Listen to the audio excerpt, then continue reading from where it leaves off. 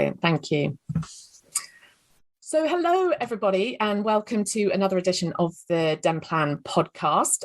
My name is Catherine Rutland, and I am Clinical Director for Simply Health and Denplan. Welcome. Very nice to be back on here. I haven't recorded one of these for a little while, and this is a very different subject matter today to what I normally talk about. We've developed, through feedback from our members, a network of experts that we can use and support you, as well as us as a company, regarding matters that you have all felt that was needed. And today we have one of those partners with us. But before I introduce them, I think it's probably worth going through what our, as we call it, DEN or Denplan Expert Network involves and why we've got it. We developed it, as I say, really because as value to all of you who services that we don't offer ourselves, but that it was felt that you would potentially benefit from. And certainly we had feedback from you, and having done a survey as well of what sort of types of services it would be good for you to understand more about when you particularly needed it. It might not be, it's not an everyday service, it's more certain points and times in your career that you're going to need extra advice, and that's what this is all about. So we have partners with 4 different companies. The first that is here today with us is Vere Dental, and I will get them to introduce themselves a little bit more shortly. We then have Nhs PLC, as well as Lilyhead Dental Practice Sales and Lovewell Blake. So I will be talking to all of those at a later date, but I'm very, very pleased today to have with me 2 people from Vere. We have Caroline Waters and Philip Bowler, and I will ask them to introduce themselves, I think, first of all, rather than me messing it up. Caroline? Thank you, Catherine. So, as Catherine's kindly introduced us to you, my name is Caroline Waters, and I'm the Head of Professional Partnerships at Vere on the medical and dental side of our business. Brilliant. And Phil? Thanks very much. So you called me Philip earlier. I've been called Philip a long time, but my name is Phil Bowler, and I'm head of technical support for Vere Dental. I'm also a qualified IFA, and I basically provide technical advice for all our financial advisors within Vere Dental. Brilliant. So, Caroline, would you like to give us a little bit of background of the company? As you say, you very much specialise medical and dental. You know what your spectrum of services are and what you provide. Absolutely. So for those of you who aren't aware, Vere is a national independent financial advice firm, and we've been one of the country's leading independent financial advisors for sort of 50 years or so. We've been working with the dental and medical professionals for many years now, and back in 2019 we launched Vere Dental. We offer a high caliber, holistic, unconstrained service where our advice spans a wide range of areas, including topics such as pension planning, estate planning, protection, as well as looking at things like business protection, employee benefits, and workplace financial education. So really, really wide-ranging. Really wide-ranging. As I say, the holistic approach. So looking from cradle to grave, as we call it, really looking at and everything in between. Brilliant. And I think it's probably worth us starting with thinking about what is at the forefront of people's minds at the moment. What are the sort of common themes that you're getting asked, what you're getting picked up? I know you've had quite a bit of discussion with our field teams. So for those people listening, those are your business development consultants who come into your practices. They're a great source of information for us in the sense of understanding what sort of things practices, dentists are wanting, what's causing issues at the moment. And I know you've had quite a lot of conversations with them. So what are you picking up from that? I'll pass that to Phil. Yeah, absolutely. Yes. So Catherine, speaking with my advisor, it's wide ranging actually, and obviously dentists have been through a very difficult time the last couple of years, like everybody else. But the major question, I suppose, the major discussion is still around pensions. And when you look at pensions from a dental perspective, they have a lot of options available. They've got obviously the Nhs Pension that many of them are members of. And then we're talking about, do you decide to move more into sort of private practice? What happens with my NHS pension? Should I look to do further sort of retirement planning? What does that look like alongside the NHS? Sort of private pensions, are they as competitive as the NHS pension? Should I continue to have NHS earnings? How will that affect me? So they're the sort of questions we get asked as a sort of starting point, I suppose. And then very much we move into sort of the wider picture of a dentist and their general, even their sort of personal financial planning. We mentioned they're very much about sort of the business, but a lot of it comes down to their own personal financial planning situation. Yeah, and I think it's really important, isn't it? I think it's very easy when you get to our sort of age, it seems a lot closer to think about your pension, but I think it is something that people tend to delay on as well, don't they?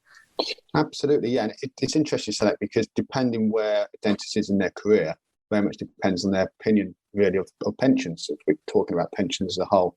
And when you're a young dentist, state pension age, which is going to be 68 now for those dentists, seems a long way off. Why should I be worried about my pension? But in reality, if we can get to speak to those dentists at an early stage, we can talk to them about, obviously, the impact of starting your pension earlier makes it so much easier, so much cheaper, in effect, because you can start with relatively small amounts of premiums if you're in the NHS at that stage, and if your NHS contribution is lower at that stage. But the effect of your pension investment growth, if it's private, or the growth of its with the NHS over those sometimes 30 odd years is significant. And that's really trying to get that message across, especially young dentists that maybe have, student loans and, their first mortgage. There's a lot of costs in there, and pension maybe doesn't seem the most important thing. But also, as the dentist gets later on in their career, then they get close to retirement, they start thinking about, oh, crumbs, when can I retire? Can I retire those few years earlier than my plans? And it tends to be those ones that started planning earlier, in reality, that can do that. So again, their focus is slightly different, and we don't get too many panic dentists, but we do get a few who suddenly look at their retirement plans and think, oh, where's my money going to come from? What have I done so far? And then it involves, obviously, some more sort of stricter planning later on in life. Yeah, and I think that's really relevant, isn't it? I mean, to the whole of your financial planning, as you say. I think as dentists, we can, as an ex-practice owner myself, you can be completely focused on the practice finance and your own finance, because that's so necessary. It's so calling, isn't it? Whereas your own personal finances, especially in those early years, can go a little bit on the back burner. Yeah, I totally agree with that. Quite often our conversations are very much around the practice and the practice situation, and what should I do? This is my contract, etc. And the advisors will very much try and gear the dentist also look at your private situation. One thing that often is not at the forefront is dentist's partner. Whether they're married or not, what's the situation then of them passing away? What will happen to the practice? And it sounds fairly obvious, but that is often sort of the last thing on their mind when they talk to one of our financial advisors. But the advisors will take them down that route, because you need to think about the what ifs.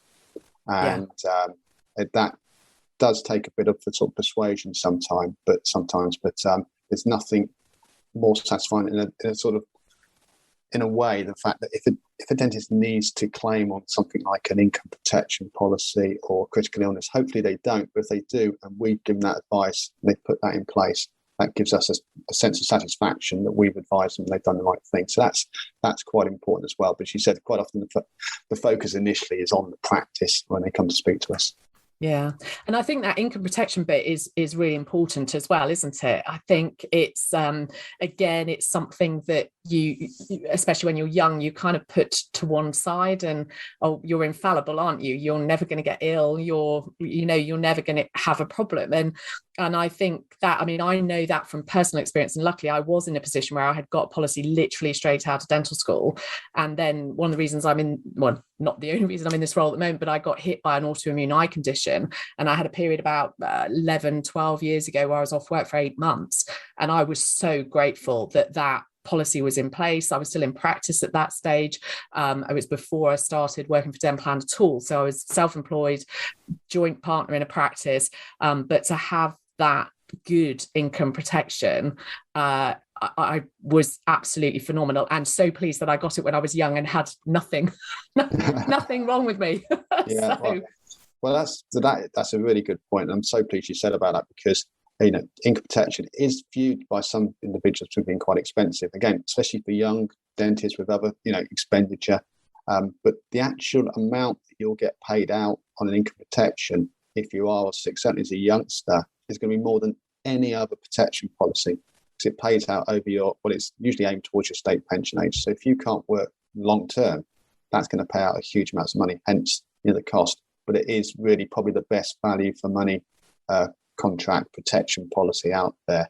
You're much likely to claim an income protection policy than you are on a life policy, but most people will protect their mortgage in the event of death. But how many people protect their income? So I'm glad you said that, because that is a really important point. The other thing is, you mentioned about taking out policy when you graduated, when you first started in your role. That is quite often the case, and then it sort of gets forgotten.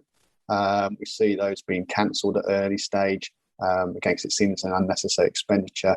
We also see dentists, they don't review those contracts. Then they see us maybe 10 years later, and the contract really doesn't reflect their current circumstances.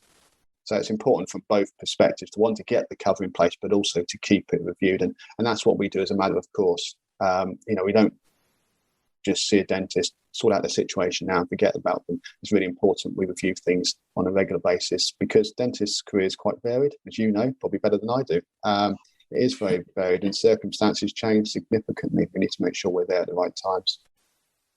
Yeah. And I think, I see that in my role now as well, is, things that hit dentists that they didn't expect to, or as you say, on all scales, so the income protection side, but going back to pensions, that something is pushing them, that they actually want to retire earlier. For the pandemic has certainly generated that, hasn't it? A lot of people feeling like, I don't want to work in this PPA. I was thinking of retiring, but actually now with PPE and so on, that's given me that additional impetus. And are you seeing a lot of that at the moment? We are, yes. It is interesting. I think during the pandemic we were seeing more of it. I think dentists seem to be sort of coming to grips with it now, which is promising, but a lot of them are thinking, that this is it. It's time that I really want to return. And those that made the right plans and put the right plans in place, they are in a position to do that. And again, the big advantage with dentists, certainly if they've got a mix of sort of NHS and private pensions, is they've got a bit more flexibility in how they can retire. So that's what we're talking to them about, is using those retirement plans in the right way.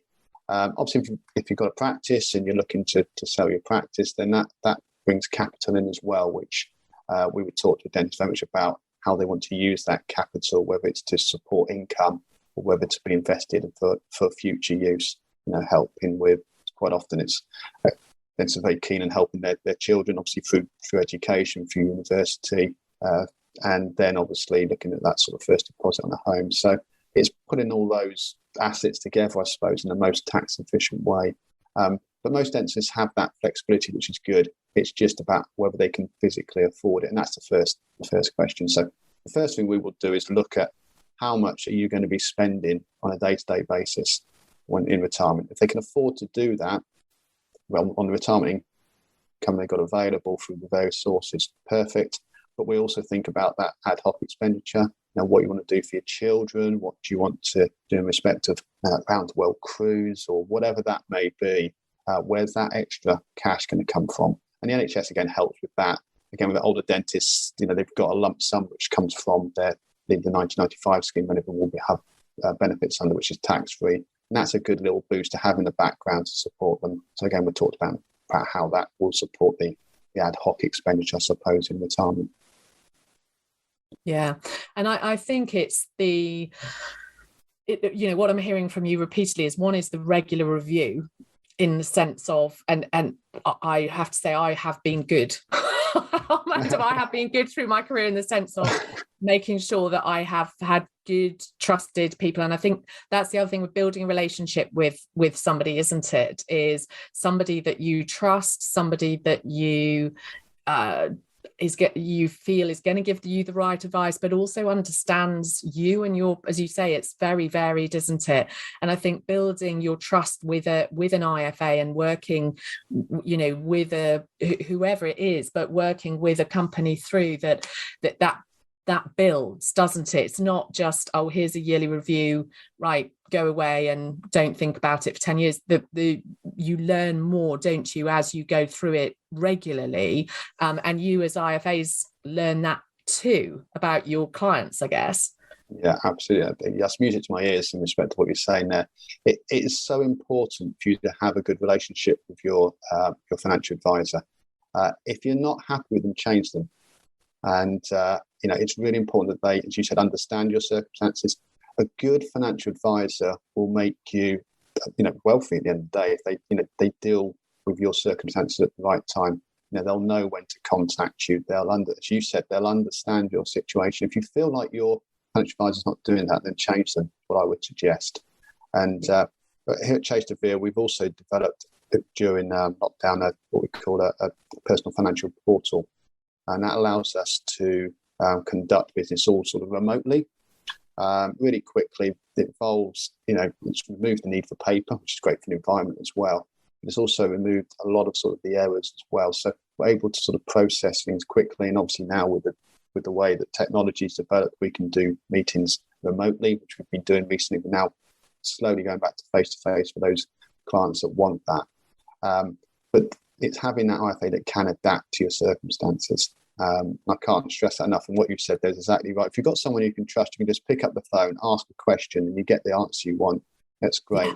And that's part of the beauty of it, isn't it? Something changes, and because they know everything already about you, it's not I've got to explain the whole world and my whole financial environment. It's just a call.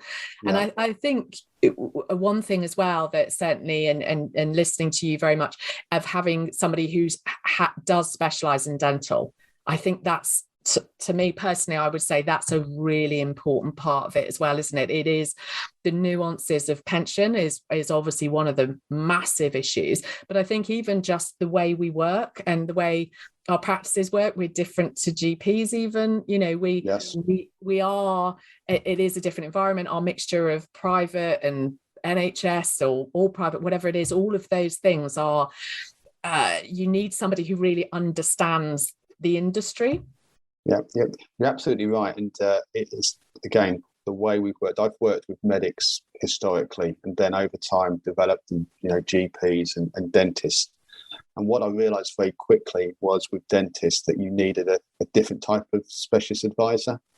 So our advisors who were trained as dental advisors have a slightly different knowledge base, if you like, to, as you said, to medics and people like that, because it is a totally different career path. When you actually look at it, it is totally different. Although it's medical, I suppose, in brackets, it is very, very different in respect of how the career works. And many dentists also are sort of business individuals as well. So that is important to have a specialist. And we do find that one of our problems, particularly when dentists are looking at their things like their pension, and those who are affected by pension tax, is they're not using, if you like, dental specialists. So things like dental accountants, as well as obviously dental advisors. And things have been done probably incorrectly or maybe not sufficiently as they could have been done. So I can't stress that enough, to find a financial advisor that really understands the dentist career path and, when those key points are that they're going to really need advice. Yeah, I think, as I say, I know that from personal experience and from obviously our member dentists and seeing, I think in my role, I see, sadly, I see a lot of the struggle situations, the really difficult situations when people get into difficulty. And as I say, that can either be financial, sort of a feeling, yes, that they feel they want to close their practice, but actually the practice isn't then the value that they expected it to be. So the planning side of that is, it squiffs everything and alters everything, and they feel like they can't retire, but they probably should, if that makes sense. So yeah. But also illness, as I say, I mean, as I said earlier, I know very much from personal experience, but I've seen that as well, and people continuing to work when they shouldn't work because of the fact that they haven't got adequate income protection or whatever they need to feel that they can take time out. When you look at dentistry as a profession, and it's such a stressful profession, morale is really low, stress is really high, but you see so many people who are continuing to work when really they should be taking some time out and looking after themselves. yet financially they're not. I hear it repeatedly. I can't take it. I can't financially afford to take time off work. That's a really dangerous place to be, isn't it, for your long-term health? It is, yeah. And we mentioned earlier about doing things when you're younger as a dentist, and when you're healthy, protection. It would be life assurance, critical illness, income protection. While you're young and healthy, it's relatively, cheap cover. But as you get older, and we all get aches and pains, and some of us get more serious illnesses than others, unfortunately, cover becomes more difficult to obtain, or it becomes more expensive. So you hit the nail on the head there. Getting the right advice as a young dentist and the protection side is really important. And when you get to a dentist, we have had this where dentists have come to us and they want them to retire. They are very stressed with their particular occupation, and they aren't quite at that financial position they can do that. But what I would say is still speak to us, because what we can do is try and build a picture, a plan. And quite often we've managed to put those financial plans in place. And so at least then you've got a vision of where you need to be at a certain time in order to take retirement, or to cut back on your hours. And sometimes it can maybe just cutting back. That's all you need, is that, you said, that little break, not doing the full sort of 5, 6, 7 days a week. It's maybe getting a bit of part-time, but we can do that by helping dentists put together that plan. So, hopefully they have planned that. If you've not and you find yourself struggling, then do speak to us and we'll see what we can do to support you. Yeah, I think that's really good advice. And I think as well, one of the things that obviously I know in this sort of space, and it comes into that wellness stuff as well, is the people thinking about shifting from NHS to private, for example. And you alluded to that slightly earlier, that, people get very fixated on their NHS pension, and it's a great pension scheme and I shouldn't get out of it. And that means I shouldn't move to private. So, but then they're struggling in the NHS with whatever the reason. They want the change in work-life balance, and we hear that a lot. And there are a lot of myths and misconceptions about, if you pull out and cancel your NHS contract, what happens to your pension. And I don't expect you to give exact examples now at all, but I think that myth side, you need to have a conversation, don't you? Because a lot of it is myth. It is, yeah. And first, I'm a huge advocate of the NHS pension scheme. It provides a great benefit for the right person. But what you said there, that's not one size fits all. And it's more about your personal circumstances. And if it's right for you to go, to leave the NHS, which means that obviously your pension will be slightly different from an NHS perspective, then that's the right thing to do. There are things you can do. You can still, fund pensions privately. And that will give you more flexibility, which is maybe more important to you. And the NHS pension is a good benefit for the right person. I'm not going to say it isn't, but I wouldn't say that's the reason to stay doing NHS dentistry throughout your career. And there are things where there's flexibility around it as well. I would say that, from our perspective, it's all about the lifestyle, really. What is your lifestyle? And I mentioned about that plan earlier. So if someone's going to say, right, I'm going to come out the NHS, or I'm thinking about it, but I'm worried about it, we can map that to the client and we can show them and say, from your perspective, this is, by coming out the NHS, this is what you've built up to date, this is what it's going to provide you, this is what your gap's going to be, and this is really what the costing is going to be as a rough estimate over the rest of your career if you carry on down this route. And that then allows, the dentist to make a proper decision, a financial decision based on finances, rather than gut feel. So we'd recommend that as well. And that's, again, important part for dentists to get that advice at the stage as early as possible in their career. Yeah, and I think one of the things we were talking about it, weren't we, last week, is that, or earlier in the week, was this issue around there's part with the NHS pension that it just goes, so you don't see it almost. Whereas as a self-employed person with your private income, it's much more disciplined, isn't it, then, to take it off? I mean, I now know it from being employed, but I can choose what percentage of my money goes, but it's gone before it hits my bank account, if that. And I think that's a big thing, actually, isn't it? Psychologically, is I never see that money.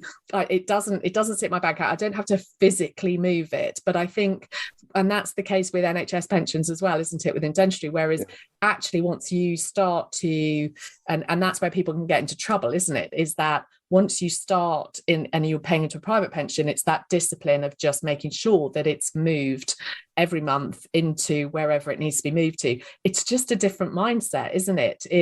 But I think that's where, but it is a different mindset, because as I say, because it sits in your bank account before you shift it. So you're much more conscious of it. Would you say that's fair? That's fair, absolutely, yeah, because people don't often think about it. So when the NHS is gone, they don't consider it to be income. But it's almost classed as an expenditure, an extra expenditure that maybe I could do without as I'm self-employed.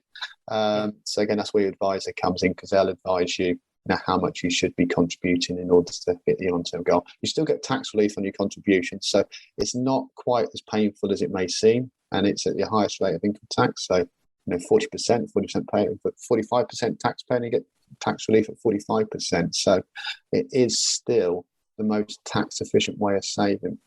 And you can get access to it at any age from 55 onwards as well. So, it's not as if you can't access that pension until you physically reach state pension age. You get it from 65. And I'm sure a lot of people are aware that pensions now, personal pensions and private pensions, are so much more flexible than they used to be. So you're not losing that money by buying an income for life. You can draw down it as and when you want to. Again, I would advise you do get very clear financial advice, so you are drawing it down and it's going to last you a full retirement. But that discipline is really the key. A good financial advisor will help you with discipline, but I know exactly where you're coming from. Don't think of it as an extra expenditure. It's always been there. It's just you're paying it differently. It's sort of more visual, I suppose. Yeah, and I think that's very true, isn't it?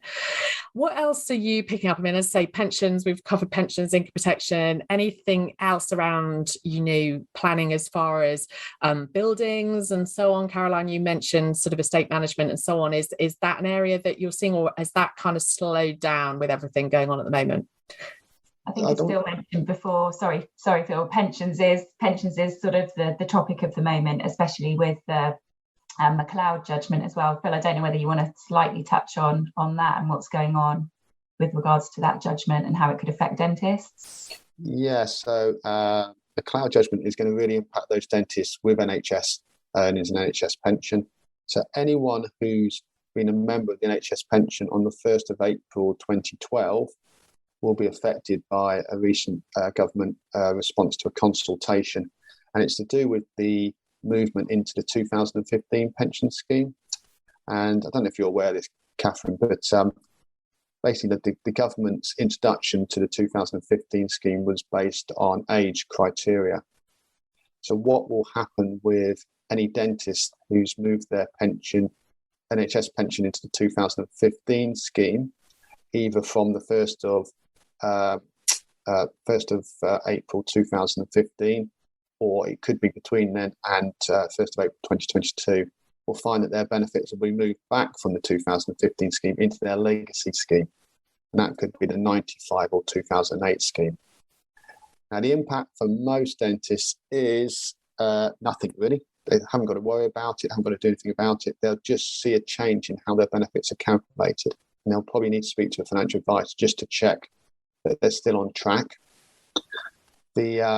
But for those dentists approaching retirement, certainly before the 1st of April 2022, then they will have a decision to make, because they'll be able to choose whether to take their pension with their benefits moved back into their legacy scheme, or whether they'd be better off with it stayed within the 2015 scheme.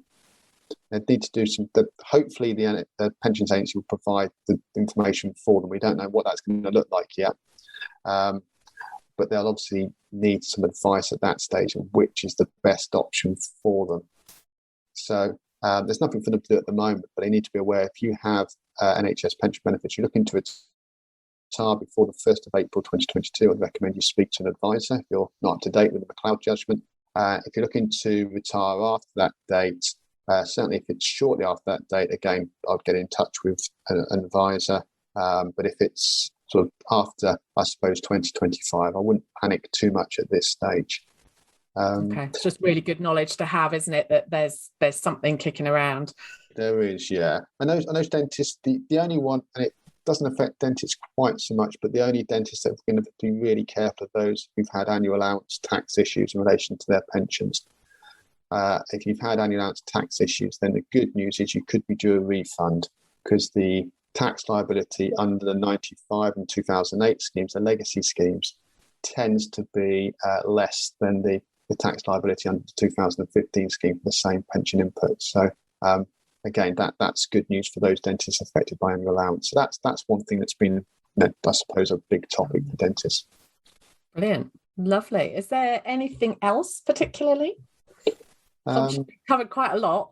Yeah, the other thing I'd very much talk about is, you mentioned about estate planning. Yeah, you're right. Once the dentist again towards the twilight of their career, I suppose, and they're thinking about maybe selling their practice, and how to best invest those funds, or how best to position those funds that they've come into their bank accounts, and certainly as they approach retirement with other assets, think about estate planning.